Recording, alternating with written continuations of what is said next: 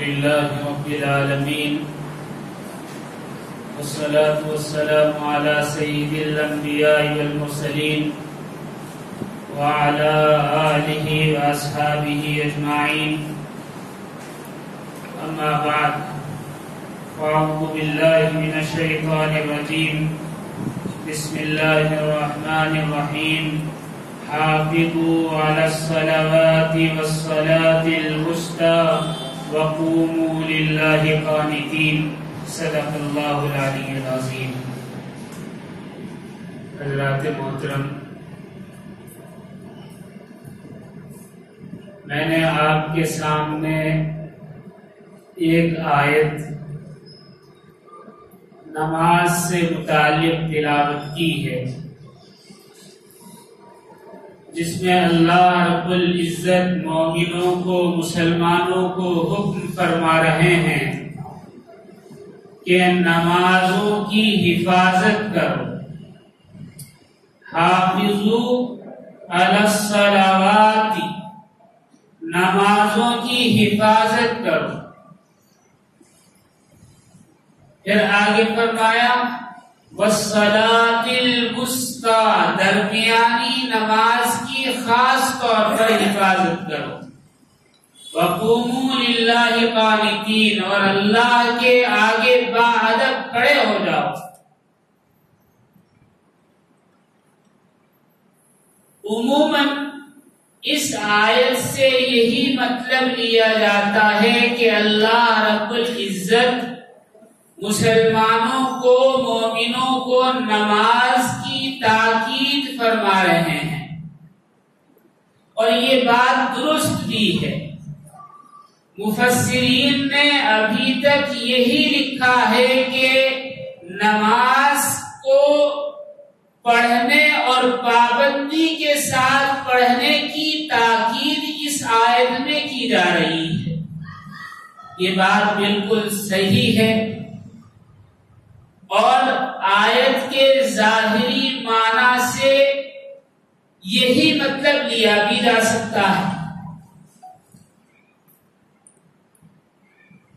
لیکن حضرت ابن عباس رضی اللہ تعالی عنہ کا ایک قول ہے۔ وہ قول کیا ہے؟ آپ فرماتے ہیں کہ قرآن کریم میں بہت ساری ایسی آیتیں ہیں جن کو ابھی نہیں سمجھا جا سکتا، لیکن وقت گزرنے کے ساتھ ساتھ وہ سمجھ میں آئیں گی۔ اس آیت میں یقیناً نماز کی حفاظت کی بات کی گئی ہے، لیکن آپ کو معلوم ہونا چاہیے کہ نماز کی حفاظت کس طرح کی جائے گی۔ نماز کو پڑھ لینا یہ نماز کی حفاظت نہیں ہے، یا مسجد کی حفاظت کر لینا، یا مسجد میں نماز پڑھنے والوں کی حفاظت کر لینا نماز کی حفاظت نہیں ہے، بلکہ نماز کی حفاظت کا مطلب یہ ہے کہ نماز جس وقت متعین کی گئی ہے اس متعینہ وقت کے مستحب اوقات میں اسے پڑھا جائے، یعنی جس وقت نماز کو پڑھنا ہو اور جس وقت مستحب طریقے سے نماز ادا کی جا سکتی ہو، زیادہ بہتر انداز سے نماز ادا کی جا سکتی ہو، اس وقت نماز کو پڑھا جائے تو یہ نماز کی محافظت ہے، نماز کی حفاظت ہے۔ آپ جانتے ہیں کہ نماز نبی کریم صلی اللہ علیہ وسلم کو معراج پر بلا کر اللہ رب العزت نے تحفے کے طور پر عطا فرمائی اس امت کے لیے۔ شروع میں 50 نمازیں تھی، بعد میں کم کراتے کراتے 5 رہ گئی ہیں۔ یہ 5 نمازیں امت ادا کرے تو اس کو 50 نمازوں کا ہی ثواب ملے گا، جیسا کہ آپ نے احادیث میں سنا ہوگا۔ لیکن یہ نمازیں کہاں سے آئی؟ اللہ رب العزت نے تو 5 نمازیں دے دی، یہ نمازیں کہاں سے آئی؟ ہم صحابہ سے تو صاف سنتے ہیں کہ حضرت جبرائیل علیہ السلام نے نبی کریم علیہ السلام کو نمازوں کے اوقات اور طریقے بتائے کہ ایسے آپ ان اوقات میں یہ 5 نمازیں ادا کریں. لیکن آپ جانتے ہیں کہ انسان عمرہ یا حج کرے تو اس کے تمام ارکان کسی کی نقل ہے. جیسے صحیح کرتے ہیں تو حضرت حاجرہ کی نقل ہے، طواف کرتے ہیں تو حضرت ابراہیم و اسماعیل کی نقل ہے، کنکر مارتے ہیں تو نبی کریم صلی اللہ علیہ وسلم کی نقل ہے. ہر چیز ارکان حج میں کسی نہ کسی کی نقل ہے. یہ نمازیں بھی اسی طرح نقل ہیں پچھلے انبیاء علیہ السلام کی. امام طحاوی رحمت اللہ علیہ نے ان 5 نمازوں کی نسبت سے امام محمد بن عائشہ رحمت اللہ علیہ کا یہ قول نقل کیا ہے شرح معانی الآثار میں. وہ فرماتے ہیں کہ سب سے پہلے فجر کی نماز حضرت آدم علیہ السلام نے ادا کی شکرانے کے طور پر. جب آپ کی دعا اور توبہ قبول نہیں ہو رہی تھی اور ایک وقت آیا کہ آپ نے آسمان پر دیکھا کہ لا الہ الا اللہ محمد الرسول اللہ لکھا ہوا ہے تو آپ نے نبی کریم صلی اللہ علیہ وسلم کے نام کی نسبت سے دعا کی اور توبہ مانگی تو اللہ تعالی نے مغفرت فرما دی اور توبہ قبول کر لی. تو حضرت آدم نے فجر کے وقت اس توبہ قبول ہونے کے شکرانے کے طور پر 2 رکعت نماز ادا کی سب سے پہلے.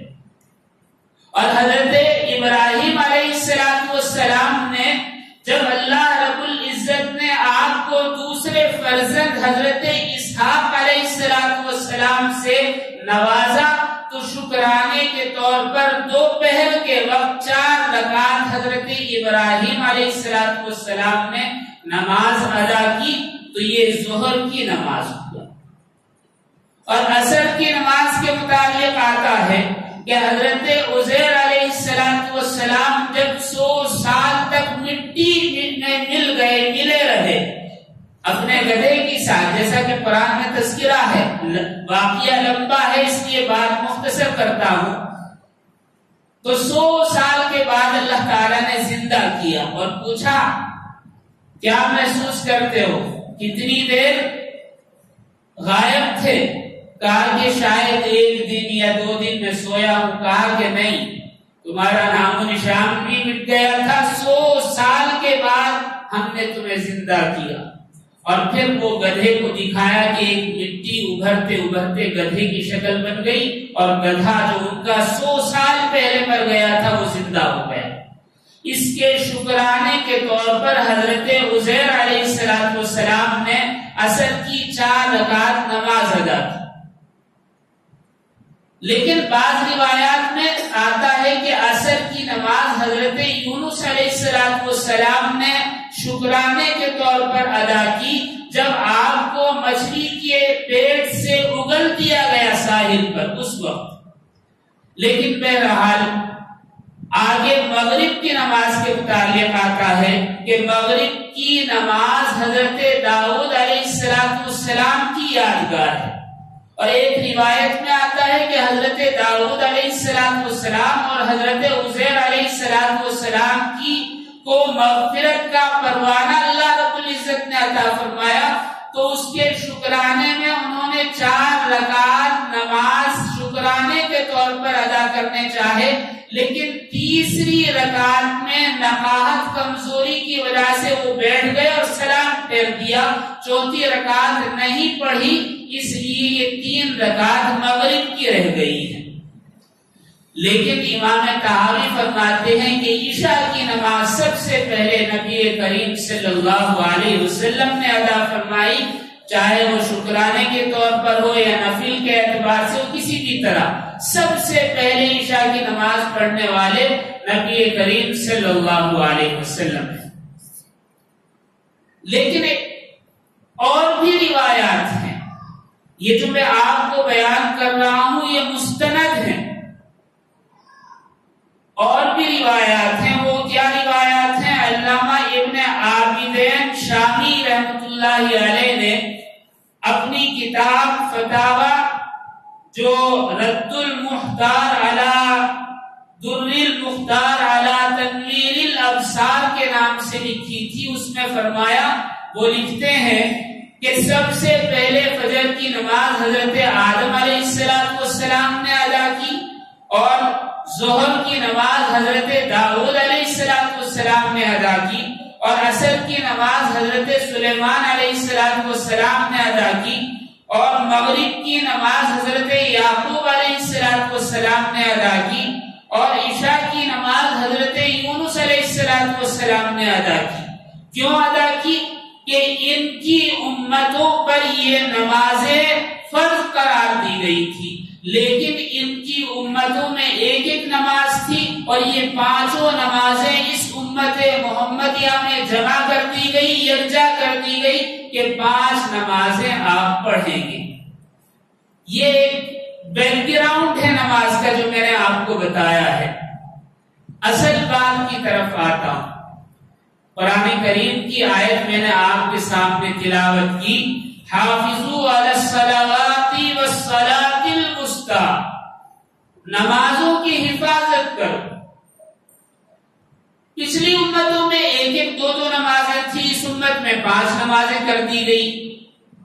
ایک اعتبار سے دیکھا جائے تو بوجھ ہے، یعنی آدمی سوچتا ہے کہ پچھلی امتوں میں اتنی سہولت تھی، 1 نماز یا 2 نمازیں، اس امت میں 50 نمازیں، یہ کیا ہے؟ آپ نے نبی کریم صلی اللہ علیہ وسلم کی حدیث سنی ہوگی جس میں آپ نے ارشاد فرمایا ہے کہ جب تک روئے زمین پر اللہ کا نام لینے والا ایک شخص بھی باقی ہے، اس وقت تک قیامت نہیں آئے گی۔ ایک آدمی بھی روئے زمین پر اللہ کا نام لینے والا ہے تو قیامت نہیں آئے گی۔ پچھلی امتوں میں ساری دنیا میں مذہب نہیں پھیلتا تھا، اور ایک نبی ساری دنیا کے لیے نہیں ہوتا تھا۔ یہ افتخار نبی کریم صلی اللہ علیہ وسلم کو بخشا گیا کہ آپ کے آنے کے بعد تمام مذاہب منسوخ کر دیے گئے، صرف آپ کی شریعت، آپ کی تعلیم رہے گی، باقی کچھ نہیں۔ ساری دنیا نبی کریم صلی اللہ علیہ وسلم کے بتائے ہوئے راستے پر چلے گی۔ اس کا مقصد کیا ہے؟ قرآن کہہ رہا ہے حافظو، حفاظت کرو۔ اگر ایک نماز کی وقت پر ادائیگی ہو جائے اور پھر دوسری نماز کا انتظار کیا جائے کہ وہ کب وقت ہوگا اور ہم کب ادا کریں گے، وقت پر نماز ادا ہوتی رہے، تو اس آیت میں جو حکم کیا جا رہا ہے حافظوا علی الصلوات، نمازوں کی حفاظت کرو، اس پر عمل ہوگا۔ اس کا کیا نتیجہ نکلے گا؟ جب سورج مشرق سے نکلتا ہے اور مغرب میں ڈوبتا ہے تو سورج کے نکلنے سے پہلے فجر کی نماز پڑھ لی جاتی ہے۔ بہت مختصر سا وقت ہوتا ہے۔ ابھی تو ایک جگہ نماز ختم نہیں ہوئی، دوسری جگہ فجر کی اذانیں ہونے لگتی ہیں، یعنی مشرق سے مغرب کی جانب۔ سورج ابھی مشرق میں نکلا ہے لیکن مغرب کی طرف اذانیں بلند ہوتی رہتی ہے۔ جیسے پانی کی لہر چلتی ہے، سمندر میں پانی کی موجیں چلتی ہیں، اس طرح نماز کے اوقات دنیا بھر میں چلتے ہیں، اور یہ اس صورت میں ہوں گے جب ہم اس آیت پر عمل کریں، حافظوا علی الصلوات، نمازوں کی حفاظت کرو، 5 وقت کی نمازوں۔ جیسے پانی کی لہر چلتی ہے اس طرح نمازوں کی لہر چلتی ہے دنیا بھر میں.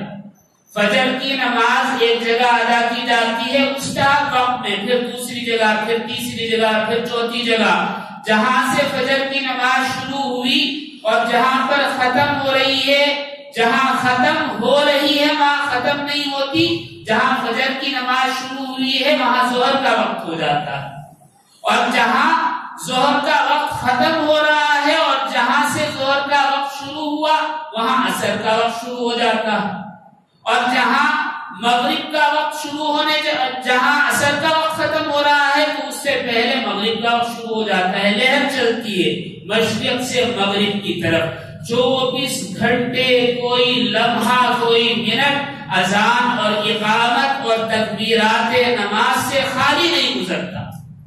یہ اگر کوئی اوپر سے دیکھے سیٹلائٹ کے ذریعے صرف نمازیوں کو تو ساری دنیا میں دیکھیں گے جیسے پانی کی لہر چلتی ہے ایسے ایک جگہ دوسری جگہ تیسری جگہ ایک کے بعد ایک کے بعد ایک کے بعد صفحے بنتی چلی جاتی ہے.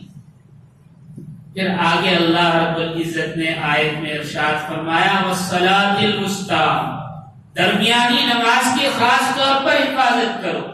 بعض علماء فرماتے ہیں اس سے فجر کی نماز بھی مراد ہے اور عصر کی نماز بھی مراد ہے، لیکن نبی کریم صلی اللہ علیہ وسلم کی وہ حدیث جب آپ جنگ خندق میں مشغول تھے اور کفار نے شدید حملہ کیا تو آپ نے فرمایا ہلاکت ہو ان کفار مشرکین پر کہ جن کی وجہ سے ہماری صلاۃ الوسطی فوت ہو گئی. اس وقت آپ کی عصر کی نماز فوت ہو گئی تھی، مغرب کا وقت شروع ہو گیا تھا، تو آپ نے فرمایا صلاۃ الوسطی ہماری فوت ہو گئی، ان کے لیے ہلاکت ہو. اللہ رب العزت ان کے پیٹوں میں ان کی قبروں میں آگ بھر دے. کیوں؟ اس لیے کہ انہوں نے ہماری درمیانی نماز فوت کروا دی. اس سے کیا مصلحت ہے؟ درمیانی نماز یعنی عصر کی نماز اتنی تاکید کیوں کی گئی ہے کہ اس کی خاص طور پر حفاظت کی جائے. ابھی تک تو علماء کرام یہ بیان کرتے آئے ہیں کہ عصر کا وقت ایسا ہوتا ہے کہ آدمی مشغول ہوتا ہے کاموں میں، جس کی وجہ سے اسے دھیان نہیں رہتا، خیال نہیں ہوتا اور یہ نماز قضا ہو جاتی ہے. اس لیے اللہ رب العزت نے خاص طور پر فرمایا کہ درمیانی نماز یعنی عصر کی نماز کی خاص طور پر حفاظت کرو. لیکن آج سائنس کا زمانہ ہے، میں آپ کو بتا دوں کہ سب جانتے ہیں کہ ہر مسلک میں عصر کی نماز ابتدائی حصے میں پڑھ لی جاتی ہے، شروع وقت میں پڑھ لی جاتی ہے، یہ مستحب ہے. اور جتنی تاخیر کی جاتی ہے اسے اتنا اچھا نہیں سمجھا جاتا. اور آپ کو یہ بھی مسئلہ معلوم ہوگا کہ عصر کے بعد کوئی نفلی نماز نہیں ہے. اگر تاخیر ہو گئی عصر کی نماز تو پڑھ سکتے ہیں، یا کوئی فرض نماز چھٹی ہوئی ہے اس کی قضا کر سکتے ہیں، یہ مسئلہ ہے. لیکن نفل نماز نہیں پڑھ سکتے، اس کی اجازت نہیں ہے. اور خاص طور پر جب سورج پیلا ہو جائے یا لال ہو جائے ڈوبنے کے قریب تو اس وقت پڑھنا مکروہ تحریمی ہے. اس کی کیا وجہ ہے؟ سائنس آج کے زمانے میں نبی کریم صلی اللہ علیہ وسلم کی بتائی ہوئی باتوں کی تصدیق کر رہی ہے. سائنسدان کہتے ہیں کہ جب انسان سورج غروب ہونے کے وقت سجدے کی حالت میں ہوتا ہے یا رکوع کی حالت میں ہوتا ہے یا لیٹا ہوا ہوتا ہے یعنی اس کا سر زمین کے قریب ہوتا ہے تو ایسے میں اس بات کا قوی امکان ہے کہ یا تو وہ پاگل ہو جائے یا مجنون ہو جائے یا دیوانہ ہو جائے یا یہ کہ اسے مرگی کا مرض لاحق ہو جائے یا اس کے دماغ میں کوئی ٹیومر پیدا ہو جائے. اس بات کا قوی امکان ہے. اس لیے ایسے وقت زمین سے سر کو دور رکھنا چاہیے. نبی کریم صلی اللہ علیہ وسلم کی حدیث بھی ہے، بہت ساری روایتیں ہیں. مفہوم یہ ہے کہ عصر کے بعد مغرب سے قبل سونا مکروہ تحریمی قرار دیا گیا ہے. لیکن یہ روایات ضعیف ہیں۔ حقیقت اگرچہ روایت ضعیف ہو لیکن سچائی یہ ہے کہ عصر کے بعد مغرب سے پہلے سونا طبی اور میڈیکل لائن سے انتہائی مضر ہے، نقصان دہ ہے۔ جیسا کہ سائنسداں کہتے ہیں کہ اس سے پاگل ہونے کا ڈر ہے، یعنی سر زمین کے قریب ہونے سے اس بات کا خوف ہے کہ وہ پاگل نہ ہو جائے، مجنون نہ ہو جائے یا اسے مرگی نہ لاحق ہو جائے، اس لیے سر کو دور رکھنا چاہیے۔ اللہ اکبر۔ نبی کریم صلی اللہ علیہ وسلم کی روایات بھی یہی ہیں کہ عصر کے بعد یا مغرب سے پہلے سونا انسان کو مجنون یا پاگل بنا سکتا ہے، اگرچہ یہ روایتیں ضعیف ہیں۔ بہرحال اس آیت میں جو تاکید کی گئی ہے وَالصَّلَاةِ الْوُسْطَىٰ، خاص طور پر درمیانی نماز کی حفاظت کرو، اس سے مراد یہ ہے کہ اول وقت میں نماز عصر پڑھ لی جائے۔ کتنی عجیب و غریب بات ہے۔ ایک واقعہ بیان کر کے بات ختم کرتا ہوں، بات سمجھ میں آئے گی۔ صحابہ کرام اول وقت میں نماز عصر کو پڑھنا ضروری سمجھتے تھے۔ حضرت علی رضی اللہ تعالی عنہ خیبر جب فتح کیا گیا اس وقت نبی کریم صلی اللہ علیہ وسلم نے ان سے فرمایا کہ جاؤ ایک کام یہ ہے، یہ کر کے آؤ۔ وہ چلے گئے۔ نبی کریم صلی اللہ علیہ وسلم نے عصر کی نماز پڑھ لی۔ جب وہ آئے تو آپ صلی اللہ علیہ وسلم نے سمجھا کہ شاید انہوں نے بھی عصر کی نماز پڑھ لی ہے۔ وہ بیٹھ گئے۔ نبی کریم صلی اللہ علیہ وسلم چونکہ حضرت علی سے بے تکلف تھے تو آپ نے ان کی گود میں سر رکھ لیا اور نبی پاک صلی اللہ علیہ وسلم سو گئے، یہاں تک کہ مغرب کا وقت ہو گیا۔ جب مغرب کا وقت ہوا تو نبی کریم صلی اللہ علیہ وسلم کی آنکھ کھلی۔ آپ نے فرمایا علی تم نے عصر کی نماز پڑھی؟ کہا کہ اللہ کے نبی نہیں پڑھی۔ کہا کہ پھر؟ کہا کہ میں نے آپ کو جگانا مناسب نہیں سمجھا، یہ میرے لیے درست نہیں تھا کہ آپ آرام کر رہے ہیں اور میں آپ کو جگا دوں اپنی نماز کی وجہ سے۔ تو نبی کریم صلی اللہ علیہ وسلم نے ارشاد فرمایا علی تم دعا کرو کہ اللہ تعالیٰ سورج کو لوٹا دے تاکہ تم عصر کی نماز پڑھ سکو۔ حضرت علی نے کہا کہ اللہ کے نبی آپ دعا فرمائیں میں آمین کہوں گا۔ نبی کریم صلی اللہ علیہ وسلم فرمایا اے اللہ علی تیرے اور تیرے حبیب کے کام میں مصروف تھا اور ان کی اطاعت میں لگا ہوا تھا، اے اللہ علی کے لیے سورج کو لوٹا دے۔ حضرت ابن عباس رضی اللہ تعالیٰ عنہ فرماتے ہیں کہ میں داخل ہوا کہ میں نے دیکھا کہ سورج واپس اسی جگہ آ گیا ہے جہاں سے عصر کا وقت شروع ہوتا ہے۔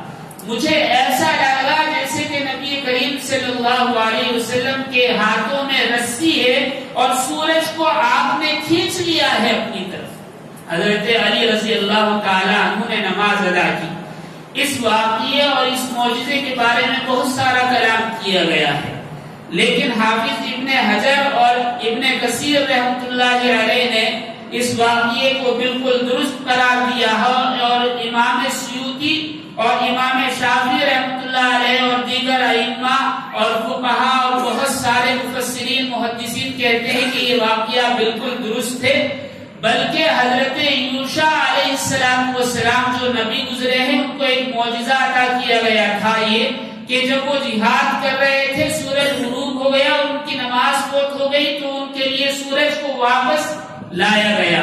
لیکن نبی کریم صلی اللہ علیہ وسلم کے معجزات بھی دیگر انبیاء سے زیادہ سبقت رکھتے ہیں، اس لیے اس حضرت یوشع کے معجزے سے زیادہ اچھی نظیر پیش کرنے کے لیے نبی کریم صلی اللہ علیہ وسلم کو یہ معجزہ رد شمس عطا کیا گیا۔ بہرحال اس کے متعلق بہت سارے علماء نے لکھا ہے اور اس کو حضرت اسماء بنت امیس رضی اللہ تعالی عنہا نے روایت کیا ہے، اور اس کے بارے میں امام طحاوی کہتے ہیں کہ یہ معجزات میں سے ہے، لہذا اس کو کسی طرح رد نہیں کر سکتے، یعنی اس کو ماننا چاہیے۔ بلکہ امام طحاوی نے لکھا ہے کہ ہر آدمی کو چاہیے جو حدیث پڑھنے والا ہے کہ وہ اس واقعے کو یاد کر لے۔ بہرحال قرآن کریم کی میں نے جو آیت پڑھی اس کے آخر میں کہا گیا وَقُومُوا لِلَّهِ قَانِتِينَ، اللہ کے آگے با ادب کھڑے ہو جاؤ۔ نماز کے متعلق آپ جانتے ہیں کہ روز قیامت اس کا کیا اجر و ثواب ہوگا۔ نبی کریم صلی اللہ علیہ وسلم کی آنکھوں کی ٹھنڈک ہے۔ نماز کے متعلق بار بار قرآن کریم میں تاکید کی گئی ہے۔ اس آیت میں جو مقصد ہے بیان کرنے کا، آج کے اس سائنسی زمانے میں اگر ہم سمجھیں تو وہ یہ ہے کہ اگر ہم اہل ایمان نمازوں کی وقت پر حفاظت کرتے رہیں اور وقت پر ادا کرتے رہیں تو روئے زمین پر کہیں بھی نمازوں کا سلسلہ بند نہیں ہوگا۔ ایک کے بعد دوسری اور دوسری کے بعد تیسری جگہ نمازیں ادا ہوتی رہیں گی، روز قیامت تک یہ سلسلہ چلتا رہے گا۔ اور اگر ہم نے نماز تو پڑھی، حفاظت نہیں کی تو یہ سلسلہ بیچ میں موقوف ہو جائے گا۔ یعنی نماز تو پڑھ رہے ہیں، تاخیر سے پڑھ رہے ہیں، یعنی اگر اس کی عادت بنا لی تو یہ ہوگا کہ جو سلسلہ مسلسل چلا آ رہا ہے کہ ایک جگہ نماز کی، دوسری جگہ شروع ہو گئی، دوسری جگہ ختم نہیں ہوئی، تیسری جگہ شروع ہو گئی، اس میں گیپ آ جائے گا۔ اس گیپ کو ختم کرنے کے لیے اللہ رب العزت نے فرمایا حافظوا علی الصلوات، نمازوں کی حفاظت کرو۔ اللہ تعالیٰ ہم سب کو کہنے سننے سے زیادہ عمل کی توفیق عطا فرمائے۔ وآخر دعوانا ان الحمد للہ رب العالمین۔